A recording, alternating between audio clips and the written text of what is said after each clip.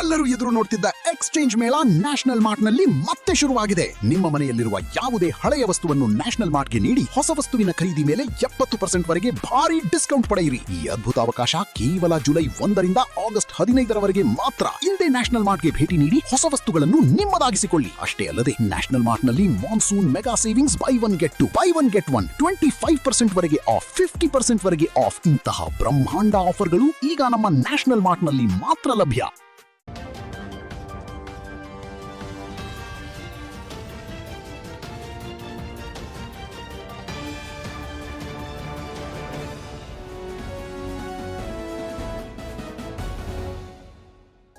ಎಲ್ರಿಗೂ ನಮಸ್ಕಾರ. ನೀವು ನೋಡ್ತಾ ಇದ್ದೀರಾ ಸುದ್ದಿ ಸಮಯ ನ್ಯೂಸ್ ಚಾನಲ್. ಇದು ಡೆನ್ ನೆಟ್ವರ್ಕ್. ನಾನು ಮಹರ್ದ ಡಾಕುಳ್ಗಿ. ಮತ್ತೆ ಒಂದಿಷ್ಟು ಹೊಸ ಸುದ್ದಿಗಳನ್ನು ತೆಗೆದುಕೊಂಡು ನಾವು ನಿಮ್ಮ ಮುಂದೆ ಬರ್ತಾ ಇದ್ದೀವಿ. ಈ ದಿನದ ಪ್ರಮುಖ ಹೆಡ್ಲೈನ್ಸ್ಗಳನ್ನು ನೋಡ್ಕೊಂಡು ಬರೋಣ. ಭಾಲ್ಕಿಯ ಇಂದಿರಾನಗರದಲ್ಲಿ ಕ್ರೈಸ್ತರು ನಿರ್ಮಿಸಿದ ಮಹಾದ್ವಾರ ತೆರವುಗೊಳಿಸುವಂತೆ ಪುರಸಭೆ ಮುಖ್ಯಾಧಿಕಾರಿಯಿಂದ ನೋಟಿಸ್. 20 ವರ್ಷಗಳ ಹಿಂದೆ ನಿರ್ಮಿಸಿದ ಮಹಾದ್ವಾರ ಈಶ್ವರ್ ಖಂಡ್ರೆ ಅವರೇ ಉದ್ಘಾಟಿಸಿದ್ದಾರೆ. ಮಹಾದ್ವಾರಕ್ಕೆ ಕೈ ಹಚ್ಚಿದ್ರೆ ಉಗ್ರ ಹೋರಾಟವನ್ನು ಮಾಡ್ತೇವೆ, ಇಸಾಕ್ ಕೆಂಪೆನೂರ್. ಇದರಲ್ಲಿ ಜುಲೈ 19ರಂದು ಅದ್ದೂರಿ ಶ್ರೀ ಜಗನ್ನಾಥ ರಥಯಾತ್ರಾ ಮಹೋತ್ಸವ ಪಾಲ್ಗೊಳ್ಳಲು ರಾಮಕೃಷ್ಣನ್ ಸಾಳೆ ಮನವಿ. ನಗರದಲ್ಲಿ ಜಗನ್ನಾಥನ ಭಕ್ತಿಯ ಪರಾಕಾಷ್ಠೆಯಲ್ಲಿ ಮಿಂದೇಳಲು ವೀರಶೆಟ್ಟಿ ಮಣಿಗೆ ಕರೆ. ರಥೋತ್ಸವದ ಇತಿಹಾಸ ಬಿಚ್ಚಿಟ್ಟ ಈಶ್ವರ್ ಸಿಂಗ್ ಠಾಕೂರ್. ಇಂದಿನ ಒಂದಿಷ್ಟು ವಾರ್ತೆಗಳ ವಿವರಗಳನ್ನು ನೋಡ್ಕೊಂಡು ಬರೋಣ. ಭಾಲ್ಕಿಯ ಇಂದಿರಾನಗರದಲ್ಲಿ ಅನಧಿಕೃತವಾಗಿ ಮಹಾದ್ವಾರ ನಿರ್ಮಿಸಲಾಗಿದೆ. ಅದಕ್ಕಾಗಿ ಅದನ್ನು ಕೂಡಲೇ ತೆರವುಗೊಳಿಸುವಂತೆ ಭಾಲ್ಕಿ ಪುರಸಭೆಯ ಮುಖ್ಯಾಧಿಕಾರಿ ಸಂಗಮೇಶ್ ಕಾರ್ಬಾರಿ ನೋಟಿಸ್ ನೀಡಿದ್ದಾರೆ. ಇದಕ್ಕೆ ಒಪ್ಪದ ಇಂದಿರಾನಗರದ ಕ್ರೈಸ್ತ ಸಮುದಾಯದ ಬಾಂಧವರು 20 ವರ್ಷಗಳ ಹಿಂದೆ ಈ ಮಹಾದ್ವಾರ ನಿರ್ಮಿಸಲಾಗಿದೆ. ಸ್ವತಃ ಈಶ್ವರ್ ಖಂಡ್ರೆ ಅವರೇ ಆಗಮಿಸಿ ಈ ಮಹಾದ್ವಾರವನ್ನು ಉದ್ಘಾಟನೆ ಕೂಡ ಮಾಡಿದ್ದಾರೆ. ಇಷ್ಟು ವರ್ಷಗಳ ಕಾಲ ಯಾರಿಗೂ ತೊಂದರೆ ಆಗಿಲ್ಲ. ಈಗ ನೀವೊಬ್ಬರೇ ಯಾಕೆ ಮಹಾದ್ವಾರ ತೆರವುಗೊಳಿಸಲು ನೋಟಿಸ್ ನೀಡ್ತಾ ಇದ್ದೀರಿ? ನೀವು ಕ್ರೈಸ್ತ ಸಮುದಾಯವನ್ನೇ ಟಾರ್ಗೆಟ್ ಮಾಡಿ ಈ ರೀತಿ ನೋಟಿಸ್ ನೀಡ್ತಾ ಇದ್ದೀರಿ, ಇದಕ್ಕೆ ನಾವು ಒಪ್ಪೋದಿಲ್ಲ ಅನ್ನುವಂಥ ಮಾತನ್ನು ಅಖಿಲ ಭಾರತ ಕ್ರೈಸ್ತ ಮಹಾಸಭೆಯ ಜಿಲ್ಲಾಧ್ಯಕ್ಷ ಇಸಾಕ್ ಕೆಂಪೆನೂರ್ ಅವರು ಮುಖ್ಯಾಧಿಕಾರಿಗಳ ಜೊತೆ ಒಂದು ವಾದ ವಿವಾದವನ್ನು ಮಾಡಿದರು. ಮುಖ್ಯಾಧಿಕಾರಿಗಳ ಜೊತೆ ಈ ರೀತಿ ಮಾತನಾಡಿದರು. ಅವರ ಕಚೇರಿಯಲ್ಲಿ ಅವರ ಜೊತೆ ಒಂದಿಷ್ಟು ಚರ್ಚೆ ಕೂಡ ನಡೆಯಿತು, ಮಾತಿನ ಚಕಮಕಿ ಕೂಡ ನಡೆಯಿತು. ಒಂದು ವೇಳೆ ಮಹಾದ್ವಾರ ತೆರವುಗೊಳಿಸಲಿಕ್ಕೆ ಪ್ರಯತ್ನ ಮಾಡಿದ್ದೇ ಆದಲ್ಲಿ ಮುಂದಿನ ದಿನಗಳಲ್ಲಿ ನಾವು ಕ್ರೈಸ್ತ ಬಾಂಧವರೆಲ್ಲ ಸೇರಿಕೊಂಡು ಭಾಲ್ಕಿಯಲ್ಲಿ ಉಗ್ರ ಹೋರಾಟವನ್ನು ಮಾಡ್ತೇವೆ ಅನ್ನುವಂಥ ಒಂದು ಮಾತನ್ನು ಸುದ್ದಿ ಸಮಯಕ್ಕೆ ಇಸಾಕ್ ಕೆಂಪೆನೂರ್ ಕೂಡ ತಿಳಿಸಿದ್ದಾರೆ. ಪುರಸಭೆ ಮುಖ್ಯಾಧಿಕಾರಿ ಸಂಗಮೇಶ್ ಕಾರ್ಬಾರಿ ಅವರು ಬೇಕಂತಲೇ ನಮ್ಮ ಸಮುದಾಯವನ್ನು ಕೀಳಾಗಿ ನೋಡ್ತಾ ಇದ್ದಾರೆ ಎಂದು ಕಚೇರಿಯ ಒಳಗೆ ಮುಖ್ಯಾಧಿಕಾರಿ ಎದುರುಗಡೆಯೇ ವಾದ ಮಾಡಿರುವಂಥ ಸನ್ನಿವೇಶ ಕಂಡುಬಂತು. ನಂತರ ಕೆಲವು ಕಾಲ ಮಾತಿನ ಚಕಮಕಿ ಕೂಡ ಜರುಗಿತು.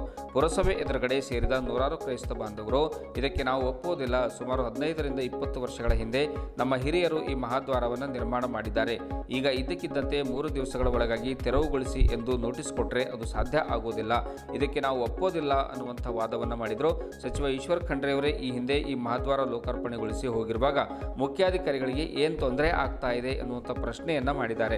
ಹಾಗಾದರೆ ಭಾಲ್ಕಿ ಪಟ್ಟಣದಲ್ಲಿರುವ ನಿರ್ಮಿಸಲಾದ ವಿವಿಧ ಸಮುದಾಯದ ಮಹಾದ್ವಾರಗಳಿಗೂ ಕೂಡ ಇದೇ ರೀತಿ ನೋಟಿಸ್ ನೀವು ಕೊಡ್ತೀರಾ ಅನ್ನುವಂಥ ಪ್ರಶ್ನೆಯನ್ನು ಕ್ರೈಸ್ತ ಸಮುದಾಯದವರು ಮುಖ್ಯಾಧಿಕಾರಿಗಳಾಗಿರ್ತಕ್ಕಂಥ ಸಂಗಮೇಶ್ ಕಾರ್ಬಾರಿ ಅವರಿಗೆ ಅವರ ಕಚೇರಿಯಲ್ಲೇ ಈ ಪ್ರಶ್ನೆ ಕೇಳಿರುವಂಥ ಸನ್ನಿವೇಶ ಕೂಡ ಕಂಡುಬಂತು. ಕ್ರೈಸ್ತ ಸಮುದಾಯದ ಮಹಿಳೆಯರು, ಆಮೇಲೆ ಯುವಕರು, ಅನೇಕ ಜನ ಮುಖಂಡರು, ಹಿರಿಯರು, ಕ್ರೈಸ್ತ ಮಹಾಸಭೆಯ ಮುಖಂಡರು ಕೂಡ ಈ ಸಂದರ್ಭದಲ್ಲಿ ಹಾಜರಿದ್ದರು. ಕೆಲ ಕಾಲ ಆ ಒಂದು ಪುರಸಭೆ ಕಚೇರಿಯಲ್ಲಿ ವಾದ ವಿವಾದ ಜರುಗಿರುವಂಥ ಸನ್ನಿವೇಶ ಕಂಡುಬಂತು. ನಾನು ನೋಡಿರಿ ಪೈಲೆ ಎಷ್ಟು ವರ್ಷ ನೋಡಿದ್ರಿ? ನಾ ಇಲ್ಲಿನವೇ ಇದ್ದ ಭಾಲ್ಕಿನವೇ ಇಲ್ಲರೇ ಇದ್ರಲ್ಲ. ಎಷ್ಟು ವರ್ಷ ನೋಡ್ರಿ? 6 ವರ್ಷ ಪೈಲೆ ನೋಡಿ. 6 ವರ್ಷ ನೋಡಿದ್ರಿ? 10 ವರ್ಷ 20 ವರ್ಷ ನಡೆದ ಅದು. ನೀವು ನೋಡ್ರಿ 6 ವರ್ಷ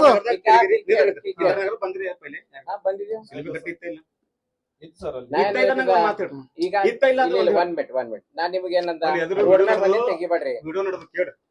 6 ವರ್ಷ ಆಯ್ತು ಇದ್ದಿಲ್ಲ.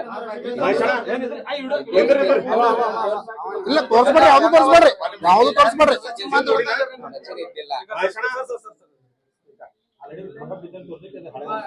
ಅದು ಬಿದ್ದೋಗಿತ್ತು ಸರ್, ಬಿದ್ದೋಗಿತ್ತು. ನಾವು ರೊಕ್ಕ ಹಾಕಿ ಕಟ್ ಬಂದೇವ್.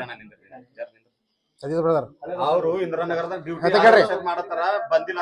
ಇರ್ಬೇಡ, ಅದು ಬಿಡ್ರಿ, ಅದನ್ನ ನಾ ಎಂತ ಕೇಳಲ್ಲ. ಅದೇ ಇರ್ಲಿ, ನೋಡ್ರಿ ಬ್ರದರ್, ಇಲ್ಲ ಕರೆಕ್ಟ್ ಅದ. ನೀವು ಕೇಳಪ್ಪಲ್ಲಿ ನಮಗ್ ಇದು ಮಾಡಪ್ಪರಿ ನಮಗ್ ಕೇಳ್ಬೇಕೇನಿಲ್ಲ. ಯಾವ್ದ ಕಡೆ ಕೇಳ್ಬೇಕು ಸರ್ ನಿಮಗೆ? ಯಾವ್ದ ಕಡೆಯಿಂದ? ಶಿಲ್ಪೆ ಕಟ್ಟಿ ಕಟ್ಟಪರಿ ನೀವು ಇದ್ರಿ ಇಲ್ಲ ಮನ್ ಇದ್ದಿಲ್ಲ.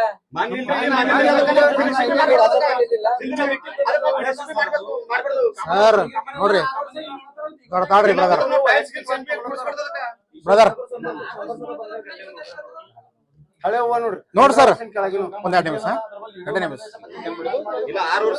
ಇಲ್ಲ ಕರೆಕ್ಟ್ ಅದ ನೀವು ಕರೆಕ್ಟ್ ಅದ 100% ಇಲ್ಲ ಕರೆಕ್ಟ್ ಅದ ನೀವು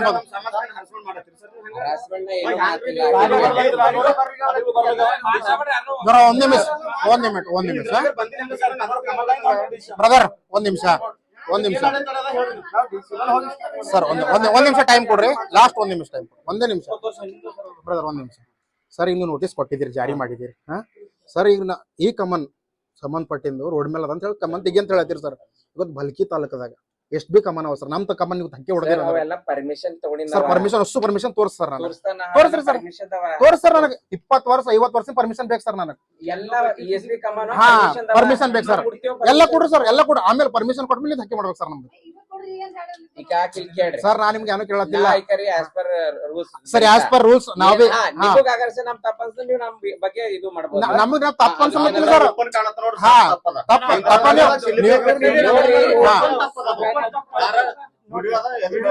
ವಿಡಿಯೋದ ಕರೆಕ್ಟ್ ಅದ. ಯಾವ್ದು ರಿಪ್ಲೈ ಹಂಗ್ ಕೊಡ್ರಿ ಸರ್. ನೀವು ಬರ್ರಿ ಅಲ್ಲಿ, ನೀವು ಬರ್ತಿರಲ್ಲ ಕಮನ್ ತೆಗಿಲಕ್ ಬರ್ತಿರಲ್ಲ ಸರ್, ಅವತ್ತು ರಿಪ್ಲೈ ಕೊಡ್ತೇವೆ ನಾವು. ಓಕೆನಾ? ನೀವೇನ್ ಇಲ್ಲ ಫ್ರಂಟ್ ಇಲ್ಲ ಫ್ರಂಟ್ ಎಲ್ಲರೂ ಬಂದೇವ್. ನಮ್ದು ತಗೋರಿ, ನಮ್ದು ತಗೋರಿ ಸರ್. ಗುರುಗಳಿ ಮಾತ್ರ ವಿಡಿಯೋ ಚಾಲೋ ಅದ. ಇಲ್ಲಿ ವಿಡಿಯೋ ಚಾಲೋ ಅದ. ಇದು ಗುರುಗಳಿ ಅಂತಾರ್ರಿ. ನೀವು ಬಂದ್ ಮಾಡಿದ್ದು ಅಲ್ಲಿ ಬಂದ್ ಮಾಡಿದ್ ನೀವು ಹರಾಸ್ಮೆಂಟ್ ಮಾಡಿಲ್ಲ. ನೀವು ಬಂದಿ ಅಲ್ಲಿ ಬಂದ್ ಮಾಡಿಲ್ಲ. ನೀವು ಶಿಲ್ಪೆ ಕಟ್ಟಿ ಹೆಂಗಿಲ್ಲ ಅಂತೀರಿ ನೀವು? ಅಂದ್ರೆ ನಿಮಗ್ ಕುನದ ಯಾವ್ದು ಯಾವ ನೋಟಿಸ್ ಕೊಡ್ಬೇಕು? ನೋಟಿಸ್ ಯಾರಿಗೂ ತಿಳಿಯಲ್ರಿ. ಅರ್ಪಡಾರ ನಂಬಲ್ವಿ ಓದ್ಲಾಕ್ ಬರಲ್ಲ ಯಾರಿಗೂ.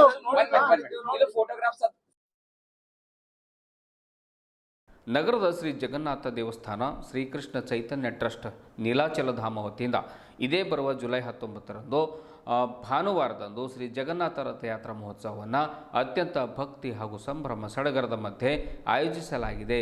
ಜಗನ್ನಾಥ್ ಕೆ ನಾಥ್ ಶ್ರೀ ಜಗನ್ನಾಥ್ ಎನ್ನುವಂತಹ ಘೋಷಣೆಯೊಂದಿಗೆ ಜರುಗುವಂಥ ಈ ಮಹೋತ್ಸವದಲ್ಲಿ ಸಾವಿರಾರು ಭಕ್ತರು ಪಾಲ್ಗೊಳ್ಳುವ ನಿರೀಕ್ಷೆ ಇದೆ ಎಂದು ಶ್ರೀಕೃಷ್ಣ ಚೈತನ್ಯ ಟ್ರಸ್ಟ್ನ ಕಾರ್ಯಕಾರಿ ಸಮಿತಿ ಸದಸ್ಯರಾದ ರಾಮಕೃಷ್ಣನ್ ಸಾಳೆ ಅವರು ತಿಳಿಸಿದರು. ನಗರದ ಜಿಲ್ಲಾ ಪತ್ರಿಕಾ ಭವನದಲ್ಲಿ ಕರೆದ ಸುದ್ದಿಗೋಷ್ಠಿಯನ್ನು ಉದ್ದೇಶಿಸಿ ಮಾತನಾಡಿರುವಂಥ ಅವರು, ರಥಯಾತ್ರೆ ಜುಲೈ 19ರ ಭಾನುವಾರ ಬೆಳಿಗ್ಗೆ 11:30 ಗಂಟೆಗೆ ನಗರದ ರಾಂಪುರೆ ಕಾಲೋನಿಯಲ್ಲಿರುವಂತಹ ಶ್ರೀ ಲಕ್ಷ್ಮೀ ಸತ್ಯನಾರಾಯಣ ದೇವಸ್ಥಾನದಿಂದ ಒಂದು ವಿಜೃಂಭಣೆಯಿಂದ ಪ್ರಾರಂಭವಾಗಲಿದೆ. ಶ್ರೀ ಲಕ್ಷ್ಮೀ ಸತ್ಯನಾರಾಯಣ ಮಂದಿರದಿಂದ ಬಸವೇಶ್ವರ ವೃತ್ತ, ಅಂಬೇಡ್ಕರ್ ವೃತ್ತ, ಜನವಾಡ ರಸ್ತೆ ಮಾರ್ಗವಾಗಿ ಜಗನ್ನಾಥ ದೇವಸ್ಥಾನ ತಲುಪಲಿದೆ ಅನ್ನುವಂಥ ಕಾರ್ಯಕ್ರಮದ ಸಮಗ್ರ ಮಾಹಿತಿಯನ್ನು ಅವರು ಕೊಟ್ಟರು. ರೋಟರಿ ಕ್ಲಬ್ಬನ್ನು ಸಂಚೂರಿಯ ಒಂದು ವಿರಿಶೆಟ್ಟಿ ಮನೆಗೆ ಈ ಸಂದರ್ಭದಲ್ಲಿ ಮಾತನಾಡ್ತಾರೆ. ದೇವಸ್ಥಾನದಲ್ಲಿ ನಿರಂತರವಾಗಿ ಆರತಿ ಸೇವೆ, ಶೃಂಗಾರ ಸೇವೆ ಹಾಗೂ ಭೋಗ ಸೇವೆಗಳು ನಡೆಯುತ್ತಿರುತ್ತವೆ ಎಂದು ಹೇಳಿದರು. ಮಂದಿರದ ಪ್ರಮುಖರೊಬ್ಬರಾದ ರಾಜ್ಕುಮಾರ್ ಹಳ್ಳೆ ಮಾತನಾಡಿದರು. ಉದ್ಯಮಿ ಸೋಮಶೇಖರ್ ಪಾಟೀಲ್ ಗಾದ್ಗಿ ಕೂಡ ಮಾತನಾಡ್ತಾರೆ. ಬಿಜೆಪಿಯ ಹಿರಿಯ ಮುಖಂಡರು ಹಾಗೂ ಸ್ಥಳೀಯ ನಾಯಕರಾದ ಈಶ್ವರ್ ಸಿಂಗ್ ಠಾಕೂರ್, ಟ್ರಸ್ಟ್ ಪ್ರಮುಖರಾದ ಶಿವರಾಮ್ ಜೋಶಿ, ಅಭಿಷೇಕ್ ಆನಂದೆ ಹಾಗೂ ಇತರರು ಪತ್ರಿಕಾಗೋಷ್ಠಿಯಲ್ಲಿದ್ದರು. ಈಶ್ವರ್ ಸಿಂಗ್ ಠಾಕೂರ್ ಅವರು ಆ ಒಂದು ರಥೋತ್ಸವದ ಬಗ್ಗೆ ಬಹಳ ಮಾರ್ಮಿಕವಾಗಿ ಅದರ ಇತಿಹಾಸವನ್ನು ತಿಳಿಸಿಕೊಡುತ್ತಾರೆ. ಜಗನ್ನಾಥ ರಥಯಾತ್ರೆ, ಇನ್ನೊಂದು ಬಲಭದ್ರನ ರಥಯಾತ್ರೆ ಹಾಗೂ ಮತ್ತೊಂದು ಸುಭದ್ರಾ ತಾಯಿಯ ರಥಯಾತ್ರೆಗಳು ಜರುಗುತ್ತವೆ. ಈ ರಥಯಾತ್ರೆಗೆ ಬೇಕಾಗುವಂಥ ಕಟ್ಟಿಗೆಯನ್ನು ಅಲ್ಲಿಯ ಆದಿವಾಸಿಗಳು ಬಸಂತ ಪಂಚಮಿ ದಿನದಂದು ಅರಣ್ಯಕ್ಕೆ ಹೋಗಿ ಹೊಸ ಕಟ್ಟಿಗೆಗಳನ್ನು ತಂದು ಕೊಡುವ ಸಂಪ್ರದಾಯ ಇದೆ. ಹಾಗೆ ಅಕ್ಷಯ ತೃತೀಯ ದಿವಸದಂದು ರಥಯಾತ್ರೆಯನ್ನು ನಿರ್ಮಿಸಲು ಪ್ರಾರಂಭ ಮಾಡ್ತಾರೆ. ರಥಯಾತ್ರೆಗೆ ಎಳೆಯಲ್ಲೂ ಕೂಡ ಬಳಸುವಂಥ ಹಗ್ಗ ಹಿಂದೆ ಸಮುದ್ರ ಮಂಥನದಲ್ಲಿ ವಾಸುಕಿ ನಾಗಸರ್ಪ ಹೋಲುವ ರೀತಿಯಲ್ಲಿ ಹಗ್ಗ ಬಳಸಲಾಗ್ತದೆ ಅನ್ನುವಂಥ ಮಾಹಿತಿ ಕೂಡ ಕೊಟ್ಟರು.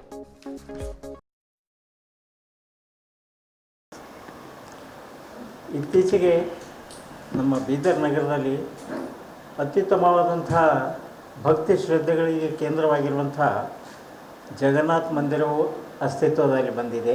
ಇದು ಇಡೀ ಜಿಲ್ಲೆಗೆ ಮತ್ತು ಇತರ ಜಿಲ್ಲೆಗಳಲ್ಲಿಯೂ ಸಹ ಜಗನ್ನಾಥ ಮಂದಿರದ ಚರ್ಚೆ ಆಗ್ತಾಯಿದೆ.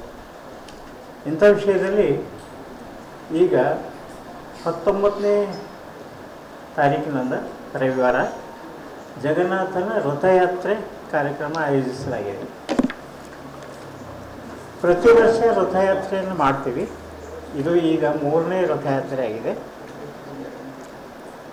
ಸಹಸ್ರಾರು ಜನರು ಈ ಕಾರ್ಯಕ್ರಮದಲ್ಲಿ ರಥಯಾತ್ರೆಯಲ್ಲಿ ತಮ್ಮ ಭಕ್ತಿ ಶ್ರದ್ಧೆಯಿಂದ ಸೇರಿಕೊಂಡು ನಮ್ಮ ಸತ್ಯನಾರಾಯಣ ಮಂದಿರದಿಂದ ಅಲ್ಲಿನ ರಥ ಪ್ರಾರಂಭ ಆಗ್ತದೆ. 11:15 ರವಿವಾರ ದಿವಸ 11:15 ಅಲ್ಲಿಂದ ರಥ ಪ್ರಾರಂಭವಾಗಿ ಪೂಜೆ ಪಾಠಗಳೊಂದಿಗೆ ಪ್ರಾರಂಭವಾಗಿ ರಸ್ತೆ ತುಂಬೆಲ್ಲ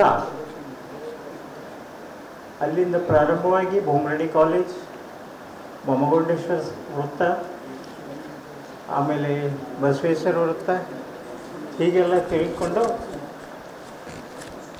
ಅಂಬೇಡ್ಕರ್ ವೃತ್ತದವರೆಗೆ ಬಂದು ಮುಂದೆ ಚಿಕ್ಕಪೇಟೆ ರಸ್ತೆಯಿಂದ ಕೆಳಗಿಳಿದು ದೇವಸ್ಥಾನಕ್ಕೆ ಸೇರ್ತಾರೆ. ಸುಮಾರು ಮಹಿಳೆಯರು, ಮಾತೆಯರು, ಮಕ್ಕಳು, ಹಿರಿಯರು, ತರುಣರು ಎಲ್ಲರೂ ಈ ಕಾರ್ಯಕ್ರಮದಲ್ಲಿ ಭಾಗಿಯಾಗ್ತಾರೆ. ರಸ್ತೆ ಉದ್ದಕ್ಕೂ ಆಗುವಂಥ ಒಂದು ಸಮಯ ತಾರೀಖನ್ನು ತೆಗೆದು ಮತ್ತೆ ರಥಯಾತ್ರೆ ಕೆಲವರು ಹೋಗ್ತಾರೆ. ಇಲ್ಲಿಂದ ಜಗನ್ನಾಥಪುರಿಗೆ ಹೋಗುವಂಥ ಭಕ್ತರು ತುಂಬ ಜನ ಇದ್ದಾರೆ. ಆ ಭಕ್ತರು ತಿರುಗಿ ಬರೋವರೆಗೆ ಅಂತ ಮನಸ್ಸಿನಲ್ಲಿ ಇಟ್ಕೊಂಡು ವಿಚಾರ ಮಾಡಿ ಇದು 19ನೇ ತಾರೀಕು ರವಿವಾರ ದಿವಸ ಈ ಕಾರ್ಯಕ್ರಮವನ್ನು ಹಮ್ಮಿಕೊಂಡಿದ್ದೇವೆ. ಅವತ್ತಿನ ದಿವಸ ಬಹಳ ಉತ್ಸವದಿಂದ ಎಲ್ಲ ಮೆರವಣಿಗೆ ಆಗ್ತದೆ, ರಂಗೋಲಿ ಇರ್ತದೆ. ಎಲ್ಲ ರಸ್ತೆ ತುಂಬ ಎಲ್ಲ ರಂಗೋಲಿ, ಸುಂದರವಾದಂಥ ರಂಗೋಲಿಗಳಿಗೆ ಬಿಡಿಸುವಂಥವ್ರು ಇರ್ತಾರೆ.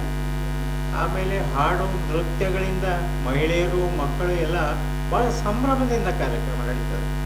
ಇಂಥ ಒಂದು ಕಾರ್ಯಕ್ರಮಕ್ಕೆ ಇಡೀ ಜಿಲ್ಲೆಯ ಜನರು, ಭಾಳಷ್ಟು ಜನರು ಬರ್ತಾರೆ, ಭಕ್ತರೆಲ್ಲರೂ. ಆ ಮೆರವಣಿಗೆ ಬಹಳ ಸುಂದರವಾಗಿ ಇರ್ತದೆ ಮತ್ತು ಎಲ್ಲರಿಗೂ ಪ್ರೇಕ್ಷಣೀಯವಾಗಿ ನೋಡಲಿಕ್ಕೆ ಕಣ್ಣು ಮನ ಸೆಳೆಯುವಂಥ ಕಾರ್ಯಕ್ರಮ ಇರ್ತದೆ. ಅದಕ್ಕಾಗಿ ನಾವು ಈ ಮೂಲಕ ಎಲ್ಲ ಬೀದರ್ ಜಿಲ್ಲೆಯ ಅಥವಾ ಇತರ ಎಲ್ಲ ಭಕ್ತರಿಗೂ ಈ ಮೂಲಕ ಕೇಳಿಕೊಳ್ಳೋದೇನೆಂದರೆ, ಎಲ್ಲ ಭಕ್ತರು 19ನೇ ತಾರೀಕು ದಿವಸ ಸತ್ಯನಾರಾಯಣ ಮಂದಿರದಲ್ಲಿ ಸೇರಿಕೊಂಡು ರಥಯಾತ್ರೆಗೆ ಅಲ್ಲಿ ಚಾಲನೆ ಕೊಡ್ತಾರೆ. ಆ ಚಾಲನೆಯಿಂದ ಮುಂದೆ ಎಲ್ಲ ರಥಯಾತ್ರೆ ಬರ್ತಾ ಇರ್ತದೆ. ಅದಕ್ಕೆ ಹೆಚ್ಚಿನ ಸಂಖ್ಯೆಯಲ್ಲಿ ಭಕ್ತರು ಬಂದು ನಮ್ಮ ಕಾರ್ಯಕ್ರಮಕ್ಕೆ ಯಶಸ್ವಿಗೊಳಿಸಬೇಕು ಅಂತ ತಿಳ್ಕೊಂಡು ನಾವು ಈ ಮೂಲಕ ಕೇಳಿಕೊಳ್ಳುತ್ತೇನೆ. ಪತ್ರಕರ್ತರು, ಮೀಡಿಯಾದವರೆಲ್ಲರೂ ದಯವಿಟ್ಟು ತಮಗೆ ಹೆಚ್ಚಿನ ಪ್ರಚಾರವನ್ನು ಕೊಟ್ಟು ಸಹಕರಿಸಬೇಕು ಅಂತ ಕೇಳಿಕೊಳ್ಳುತ್ತೇನೆ. ಧನ್ಯವಾದ. ನೆನೆಸ್ಕೊಂಬತಕ್ಕಂಥ ಒಂದು ವ್ಯವಸ್ಥೆ ಇದೆ ಅಂತ ಹೇಳಿಕ್ಕೆ ಬಯಸ್ತೀನಿ. ಪ್ರತಿ ಭಾನುವಾರ ಅಲ್ಲಿ ಸತ್ಸಂಗ ನಡೀತದೆ. ಸಂಜೆ ಟೈಮ್ನಾಗೆ ಭಗವದ್ಗೀತೆ ಬಗ್ಗೆದಾಗೆ ಸಾಕಷ್ಟು ವಿಶೇಷ ಉಪನ್ಯಾಸಗಳು ನಡೀತವೆ, ಭಜನೆ ಕಾರ್ಯಕ್ರಮ ಇರ್ತದೆ. ಅದಕ್ಕೆ ಎಲ್ಲ ಬೀದರಿನ ಭಕ್ತರಲ್ಲಿ ಇನ್ನೊಂದು ವಿಶೇಷ ಮನವಿ ಅಂದರೆ, ಪ್ರತಿ ಸಂಡೇನೂ ಆ ನೀಲಾಂಚಲ ಧಾಮಕ್ಕೆ ತಾವೆಲ್ಲ ಬಂದು ಜಗನ್ನಾಥನ ದರ್ಶನ ತಗೋಬೇಕು ಅಂತ ಹೇಳ್ತಾ, ಈ ಒಂದು ರಥಯಾತ್ರೆಯಲ್ಲಿ ಹೆಚ್ಚಿನ ಸಂಖ್ಯೆಯಲ್ಲಿ ಭಾಗವಹಿಸಿ ಈ ರಥಯಾತ್ರೆಗೆ, ಒಂದು ಶೋಭಾಯಾತ್ರೆಗೆ ತಮ್ಮೆಲ್ಲರ ಸಹಕಾರ, ತಮ್ಮೆಲ್ಲರ ಒಂದು ಭಕ್ತಿ ಭಾವದಿಂದ ಅದರಲ್ಲಿ ಮಿಂದ ಹೇಳ್ಬೇಕಂತ ಹೇಳಕ್ಕೆ ಒಂದು ಕರೆ ಕೊಡ್ತಾ ಇದ್ದೀನಿ. ಅದಕ್ಕೆ ಎಲ್ಲ ಬೀದರ್ ಭಕ್ತರು, ಬೀದರ್ ಅಲ್ಲದೆ ಇವನ್ ಕಲಬುರಗಿ, ಬಸವ ಕಲ್ಯಾಣ, ಔರಾದ್ ಎಲ್ಲ ಕಡೆ ಜನರು ಬರ್ತಾರೆ. ಒಂದು ಭವ್ಯವಾದ ಒಂದು ಯಾತ್ರೆ ನಡೀತದೆ. ಅದಕ್ಕೆಲ್ಲರೂ ಭಾಗವಹಿಸ್ಬೇಕಂತ ಹೇಳುವ ಒಂದು ಕಳಕಳೆಯ ಮನವಿ. ಎಲ್ಲ ಬೀದರ್ ಸದ್ಭಕ್ತರು ಅದರಲ್ಲಿ ಭಾಗವಹಿಸ್ಬೇಕಂತ ಕೇಳ್ತೀನಿ. ಧನ್ಯವಾದಗಳು.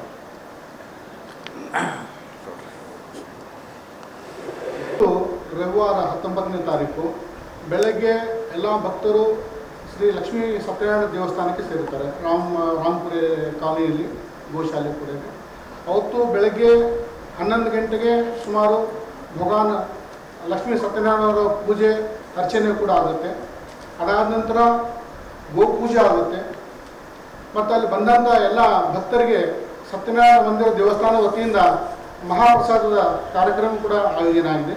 ಪ್ರತಿ ವರ್ಷದಂತೆ ಅವರು 1000ಕ್ಕಿಂತ ಹೆಚ್ಚಿನ ಜನ ಭಕ್ತರಿಗೆ ಅವರು ಪ್ರಸಾದ ವ್ಯವಸ್ಥೆ ಮಾಡ್ತಾರೆ. ಈ ವರ್ಷವೂ ಕೂಡ ಮಾಡ್ತಾರೆ. ಗೋಪೂಜೆ ಮಾಡಿ ಭಗವಾನ್ ಜಗನ್ನಾಥನನ್ನು ರಥದಲ್ಲಿ ಅಲಂಕೃತ ರಥದಲ್ಲಿ ಕೂರಿಸಿ ಅಲಂಕಾರ ಮಾಡಿ ಗೋಪೂಜೆ ಮುಖಾಂತರ ರಥೋತ್ಸವ ಚಾಲನೆಗೊಳ್ಳುತ್ತೆ. ರಸ್ತೆ ಉದ್ದಕ್ಕೂ ಕೂಡ ವಿವಿಧ ಸ್ಥಳದಲ್ಲಿ ಭಗವಾನ್ ಜಗನ್ನಾಥನ ಪುಷ್ಪಾರ್ಚನೆಯಿಂದ ಸ್ವಾಗತ ಮಾಡಲಾಗುತ್ತೆ. ಮತ್ತು ಅಲ್ಲಿ ಕುಣಿದು ಉಪ್ಪಡಿಸ್ತಕ್ಕಂಥ ಭಕ್ತರಿಗೆ ಜಲಪಾನ ಮತ್ತು ಪ್ರಸಾದದ ಸೇವೆ ಕೂಡ ಮಾಡಲಾಗುತ್ತೆ. ಈ ರಥೋತ್ಸವದಲ್ಲಿ ಕಳೆದ ವರ್ಷ ಸುಮಾರು 8,000ರಿಂದ 10,000 ಭಕ್ತರು ಸೇರಿದರು. ಈ ವರ್ಷವೂ ಕೂಡ ಹೆಚ್ಚಿನ ಸಂಖ್ಯೆಯಲ್ಲಿ ಸೇರ್ತಾ ಇದ್ದಾರೆ.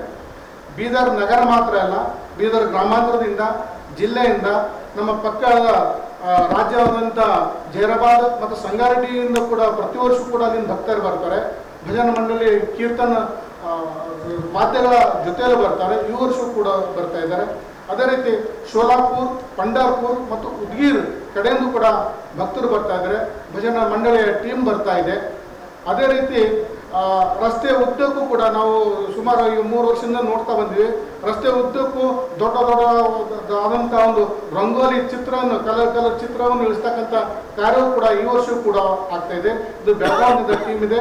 ದೊಡ್ಡ ರಂಗೋಲಿಯನ್ನು ಬಿಡಿಸಿ ಜನರಿಗೆ ಮನಮೋಹಕ ಆಕರ್ಷಣೆ ಮಾಡ್ತಕ್ಕಂಥ ಕೆಲಸವೂ ಕೂಡ ಆಗ್ತಾ ಇದೆ.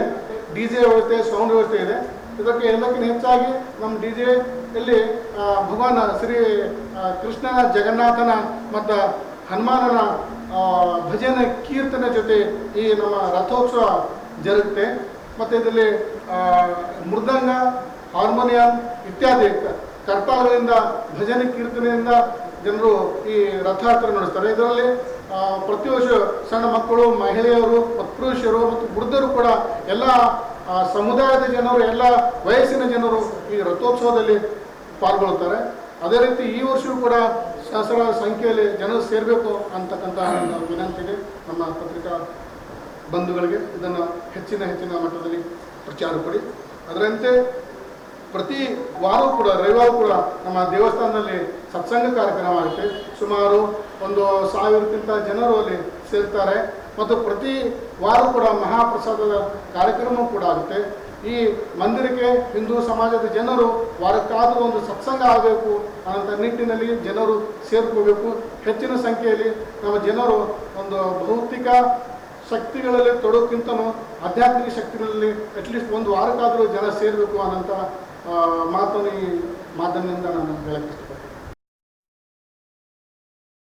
ಜನ ರಥವನ್ನು ಭಕ್ತಿಯಿಂದ ಎಳಿತಾ ಇದ್ದಾರೆ ಅಂತ ನೋಡ್ತಾ ಇದ್ದೀವಿ. ಪುರಿಯಲ್ಲಿ 9 ದಿನಗಳ ಕಾರ್ಯಕ್ರಮ ನಡೆದು ಜಗತ್ತಿನ ಹಲವಾರು ಕಡೆಯಿಂದ ಭಕ್ತರು ಬಂದು ಆ ರಥದಲ್ಲಿ ಭಾಗವಹಿಸಿ ರಥವನ್ನು ಮುಂದಕ್ಕೆ ಸಾಗಿಸುವಂತಹ ಕೆಲಸವನ್ನು ಮಾಡ್ತಾ ಇದ್ದಾರೆ.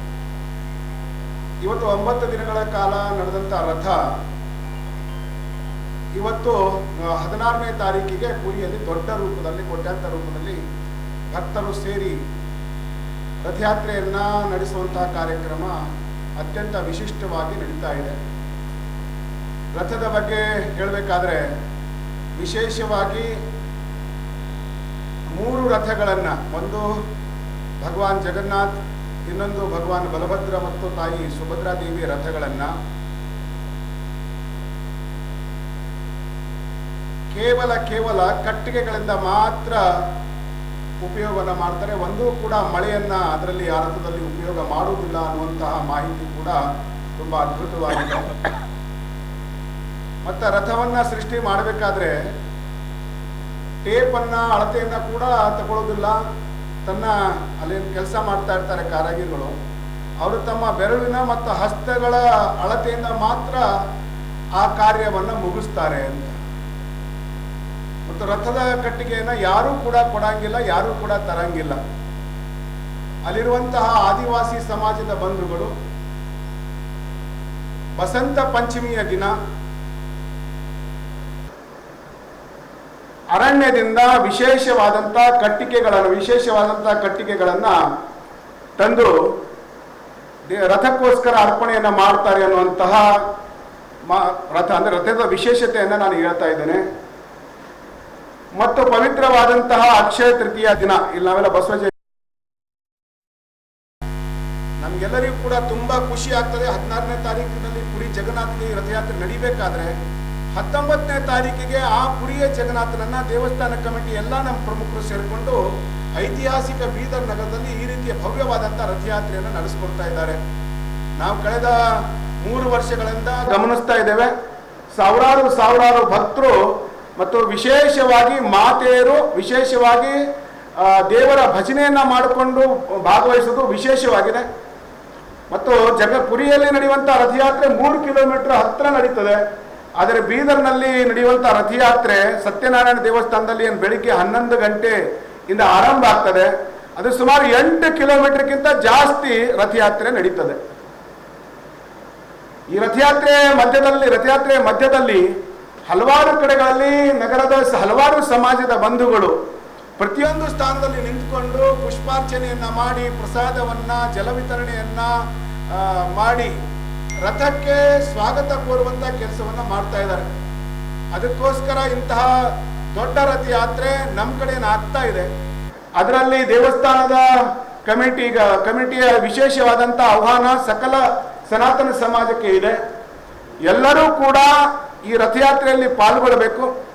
ಭಗವಾನ್ ಜಗನ್ನಾಥನ ರಥಕ್ಕೆ ತನ್ನ ರಥದ ಹಗ್ಗವನ್ನ ಹಿಡಿದು ರಥವನ್ನ ಎಳೆಯೋ ಮುಖಾಂತರ ತಮ್ಮ ಯಾವುದೇ ಕಷ್ಟ, ಜೀವನದಲ್ಲಿ ಇರುವಂಥ ಕಷ್ಟಗಳನ್ನು ದೂರ ಮಾಡಿಕೊಳ್ಬೇಕು.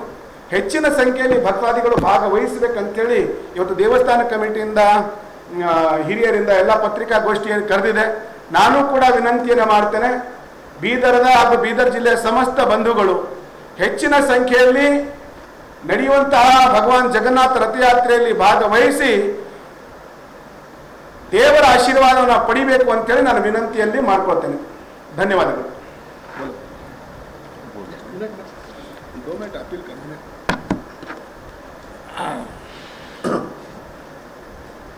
ಜೈ ಜಗನ್ನಾಥ್.